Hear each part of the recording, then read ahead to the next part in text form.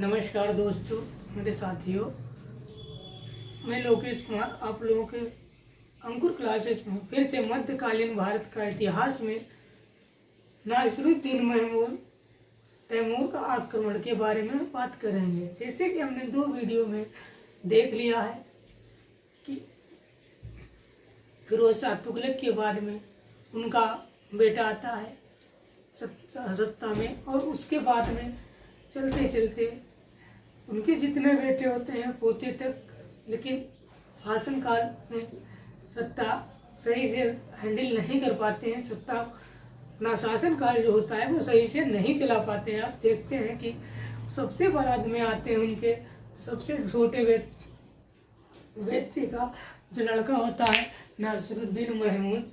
अब उसके बारे में हम बात करेंगे कि नासिरुद्दीन महमूद जो था वो 1398 में क्या होता है, एक आक्रमण हो जाता है नासिरुद्दीन महमूद पे। किसका आक्रमण होता है? 1398 में तैमूर का आक्रमण हो जाता है। और उस टाइम में नासिरुद्दीन महमूद का एक साथी हुआ करता था जिसका नाम था मल्लू इकबाल। मल्लू इकबाल था और महमूद का मतलब कि नासिरुद्दीन महमूद जो थे, तैमूर का जो आक्रमण हुआ था उसमें दोनों लोग परास्त हो गए थे। कौन कौन? 1398 में तैमूर का आक्रमण होता है।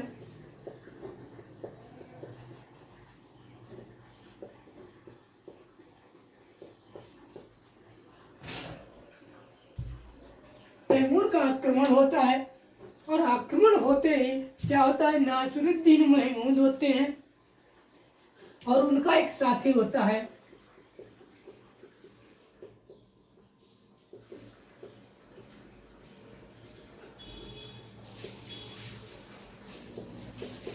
नासिरुद्दीन महमूद, और उनका एक साथी हुआ करता था। उस साथी का नाम था, जो नासिरुद्दीन महमूद था उसका एक साथी है जिसका नाम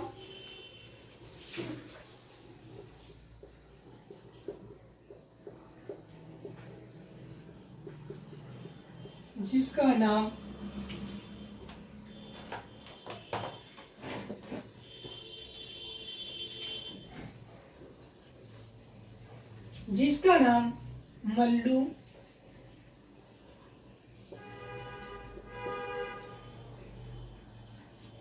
इसका नाम क्या था? एक मल्लू इकबाल था। और क्या होता है,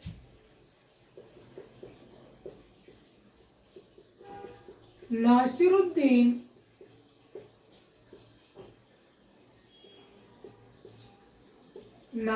महमूद और उनका जो साथी था उसका क्या नाम था? ये दोनों जो हुआ करते थे मल्लू इकबाल और नासिरुद्दीन, ये क्या हो जाता है, पराजित हो जाते हैं। क्या हो जाते हैं? पराजित हो जाते हैं। तैमूर का आक्रमण होता है और जिसमें मल्लू इकबाल और नासिरुद्दीन महमूद जो था वो पराजित हो जाता है। पराजित होने के बाद में क्या करता है, ये दोनों फिर क्या करते हैं, एक आक्रमण करते हैं।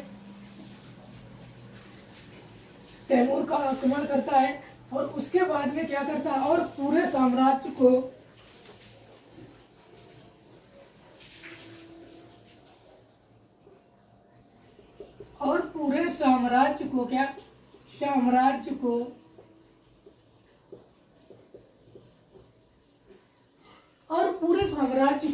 15 दिन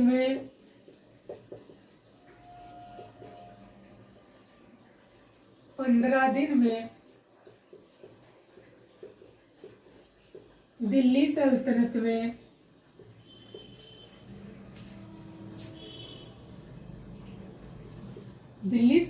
में मिला लेता है। कितने दिनों में?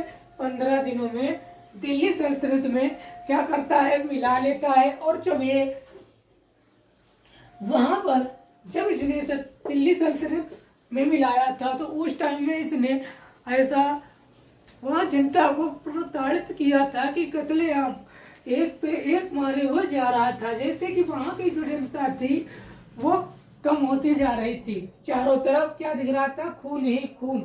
आदमी, जैसे कि आदमी और औरत बच्चे कुछ भी ना के मात्रा में वहां पर रह गए थे। वहां पर चील कौवे ही दिख रहे थे। कौन दिख रहा था?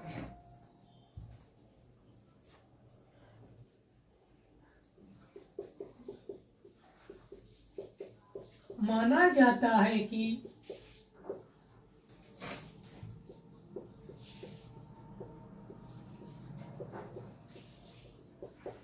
तैमूर के आक्रमण में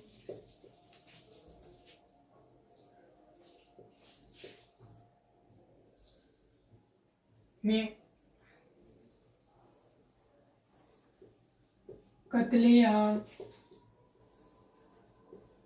एक पर एक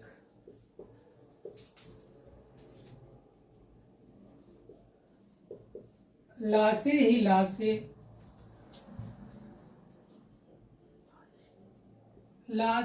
लाशें दिख रही थीं।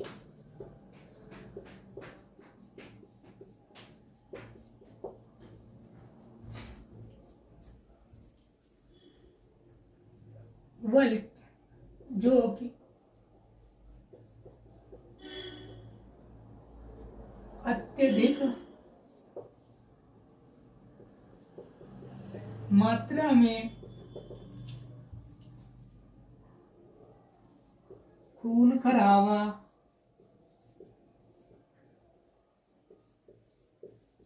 किया गया था।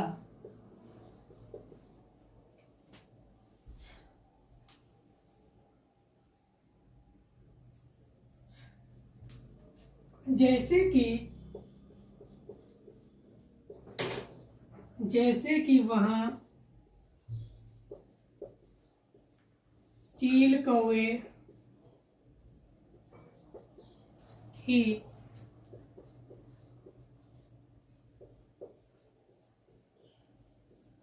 दिख रहे थे, इंसान ना के बराबर हो गए थे। वहां इंसान थे जो वो ना के बराबर में दिख रहे थे, बल्कि वहां पर चील कौवे ही दिख रहे थे। तो हमें क्या देखने को मिलता है? चील कौवे मानव जाति का नामो निशान वहां से मिटा दिया गया था। क्या था? मानव जाति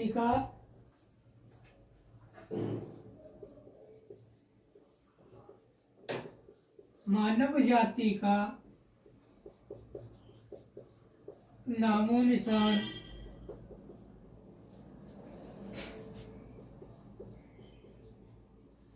मिटा दिया गया था।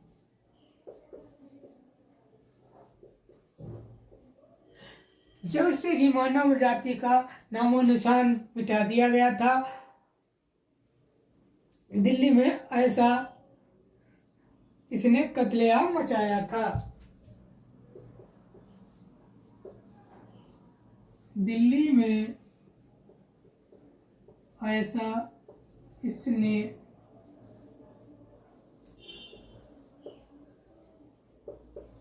कत्लेआम मचाया था। किसने मचाया था? नासिरुद्दीन महमूद और दूसरा कौन था? मल्लू इकबाल थे। फिर उसके बाद में क्या होता है? तैमूर खान जब वापस आता है कहाँ के लिए? दिल्ली के लिए। तब बाखिजर खां को मुल्तान है, दीपालपुर है और लाहौर की सूबेदारी दे देता है। कौन? तैमूर खान।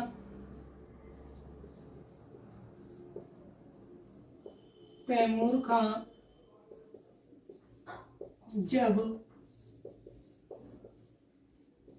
वापस आता है तो क्या करता है वो? तैमूर खान जब वापस आता है तो खिज्र खां को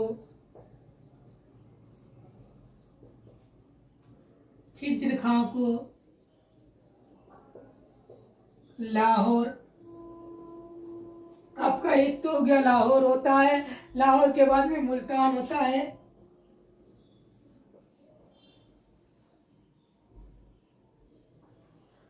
लाहौर हुआ, मुल्तान हुआ, फिर दीपालपुर हुआ,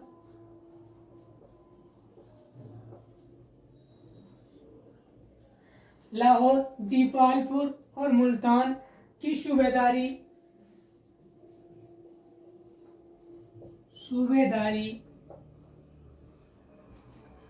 दे दी थी।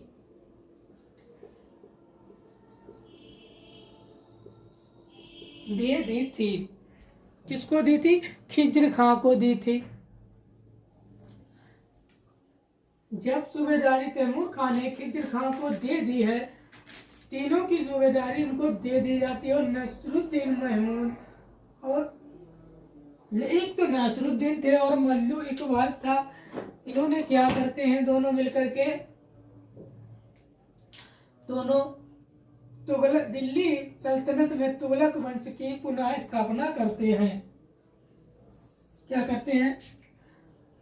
नासिरुद्दीन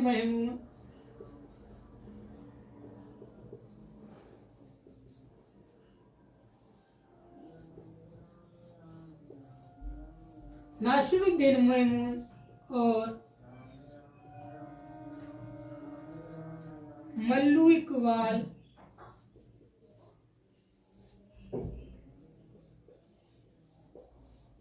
दिल्ली सल्तनत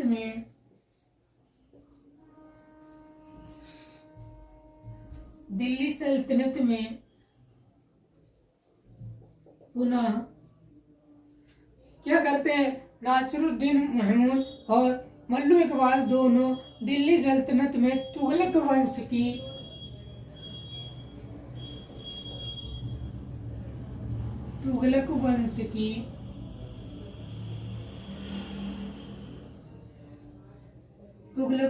की स्थापना क्या करते हैं? स्थापना करते हैं।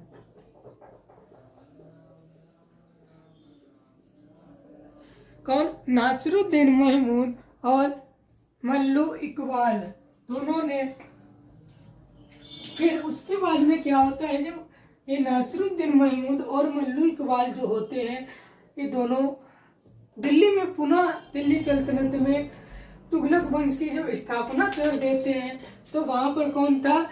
लाहौर और मुल्तान, दीपालपुर की सूबेदारी थी खिज्र खां के पास। तो खिज्र खां क्या करते हैं? खिज्र खां जो होता है वो मल्लू इकबाल की हत्या कर देता है। जब खिज्र खां मल्लू इकबाल की हत्या कर देते हैं, तो नासिरुद्दीन जो होता है, नासिरुद्दीन को लगता है कि अब जो है सत्ता है दिल्ली सल्तनत पे, वो उस पर कब्जा कर लिया जाएगा। इसलिए उनके भी मन में डर सा पैदा हो गया है। जब मल्लू इकबाल की जान की हत्या कर दी जाती है, तब किसको लगता है? नासिरुद्दीन महमूद को, कि अब मेरा भी समय खराब आ गया है। इसके आगे हम देखते हैं। और नासिरुद्दीन जो होते हैं महमूद, अपनी सारी सत्ता की वागडोर जो होती है वो दूसरे को दे देते हैं। उनका नाम होता है दौलत खान लोधी। किसको दे देते हैं? दूसरा एक शासक के रूप में उसको अपनी जो भी उनका क्रियाकलाप हुआ करते थे अपनी सत्ता में, वो किसी और को दे देते हैं। उसका नाम था दौलत खान लोधी।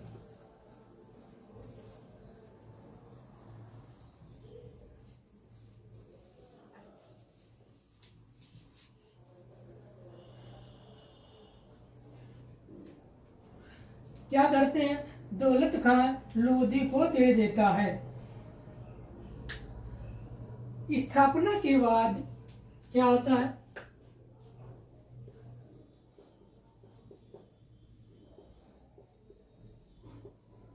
स्थापना के बाद खिज्र खां, कौन था?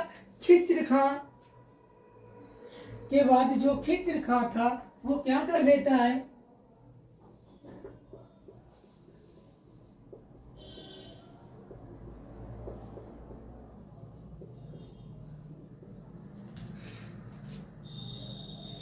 वो क्या करता है, मल्लू इकबाल की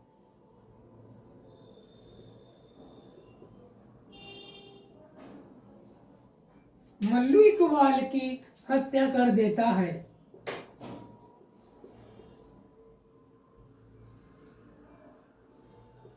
हत्या कर देता है। जब मल्लू इकबाल की खिज्र खां हत्या कर देता है तो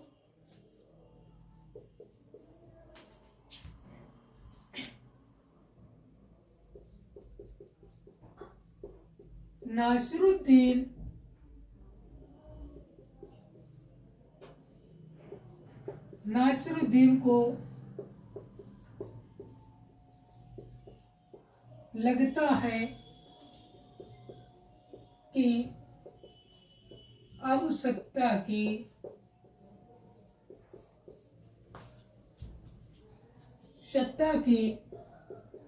बागडोर हमारे पास से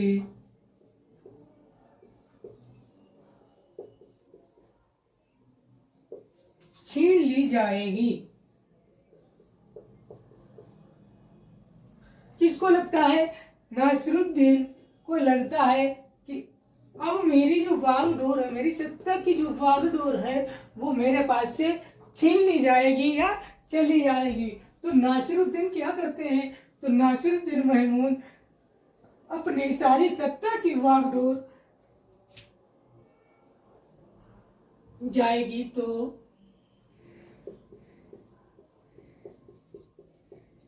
नासिरुद्दीन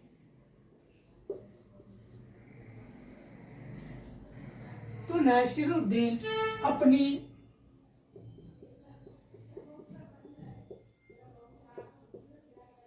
सत्ता की बागडोर जो होती है, अपनी सत्ता की बागडोर किसको दे देते हैं,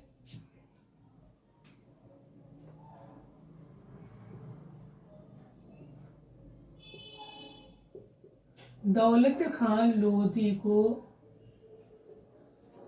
क्या कर देते हैं, दौलत खान लोधी को दे देते हैं या दे देता है।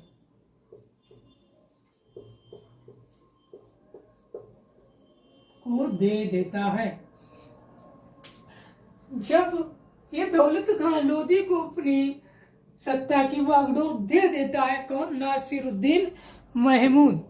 जब नासिरुद्दीन महमूद अपनी सत्ता की सारी बागडोर दौलत खान लोधी को दे देता है, लेकिन आगे चल करके क्या होता है, नासिरुद्दीन महमूद की मृत्यु हो जाती है। भाई एक ना एक दिन तो मरना है ही। तो नासिरुद्दीन महमूद की मृत्यु हो जाती है। जब नासिरुद्दीन महमूद की मृत्यु हो जाती है तो वहां पर हमें देखने को मिलता है कि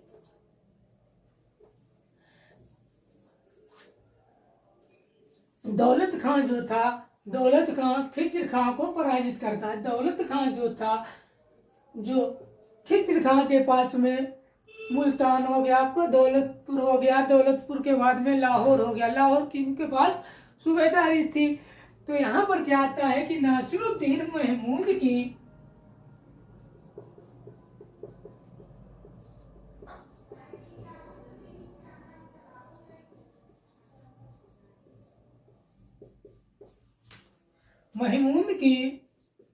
मृत्यु हो जाती है।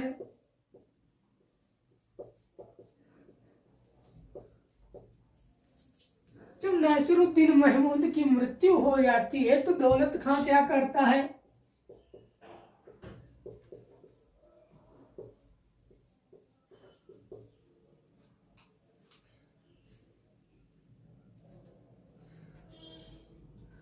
तो दौलत खान जो था वो खिज्र खां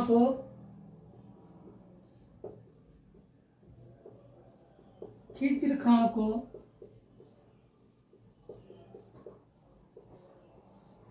पराजित करता है। जब खिज्र खां को दौलत खां लोधी पराजित करता है और पराजित करके सैयद वंश की स्थापना करता है।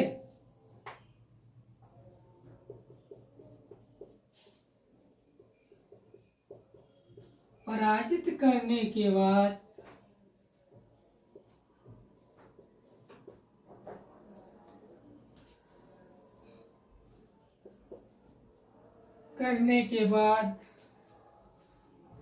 क्या करता है?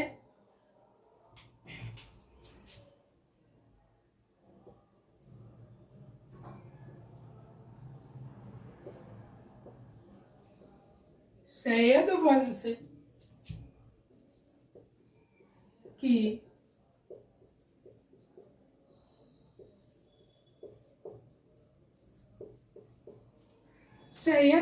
की स्थापना करता है और अपने आप को तैमूर का पुत्र बताता है। उसका नाम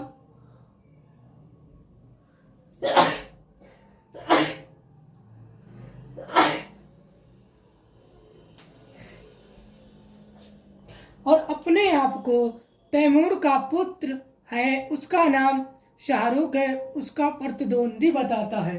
क्या बताता है?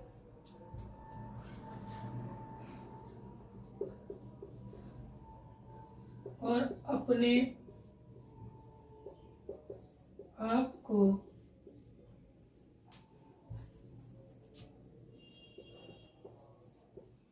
तैमूर के बेटे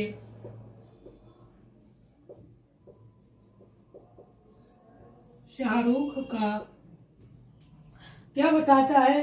प्रतिनिधित्व को बताता है।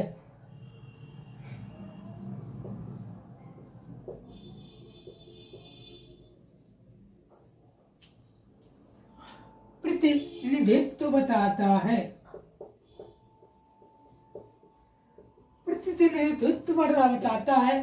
तैमूर जो था वो तुर्क का था, जिसे भाग्यशाली भविष्य का स्वामी भी कहा जाता है।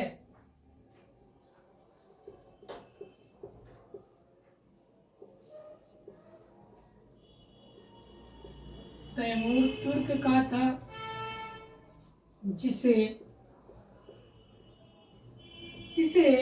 क्या बोला जाता है? इसे भाग्यशाली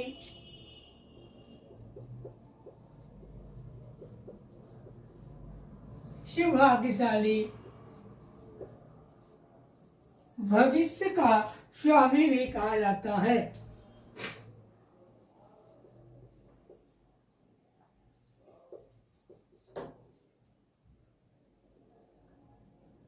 स्वामी भी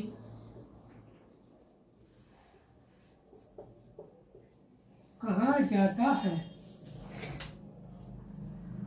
यह मध्य एशिया के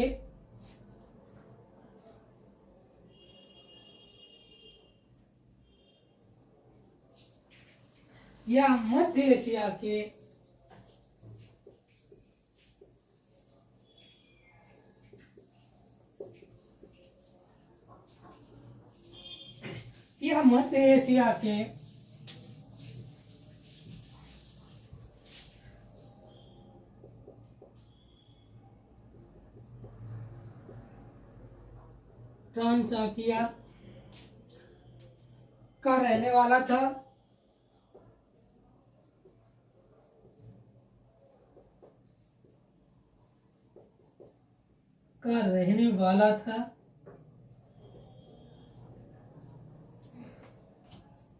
उसके बाद में जो ये बन था, इसने दौलत खान लोधी ने क्या करता है जी, काफी बड़ा साम्राज्य क्या करता है? स्थापित करता है।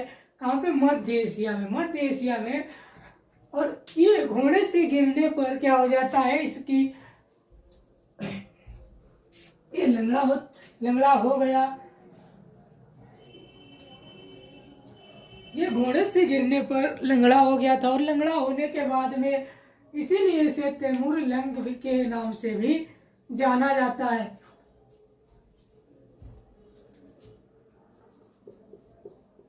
घोड़े से गिरने पर या लंगड़ा हो गया था,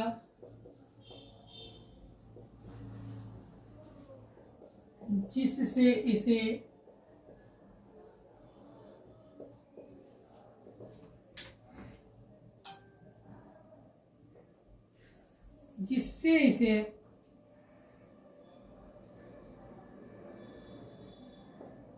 तैमूरलंग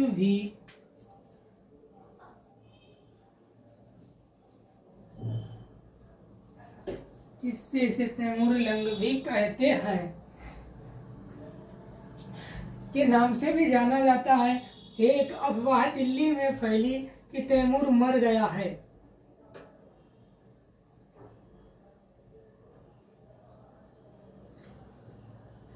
क्या अफवाह फैलती है कि तैमूर मर गया है, और तैमूर, ये अफवाह फैली हुई थी लेकिन ऐसा कुछ था नहीं, और अफवाह काफी दिनों तक ये चर्चा में रहती है।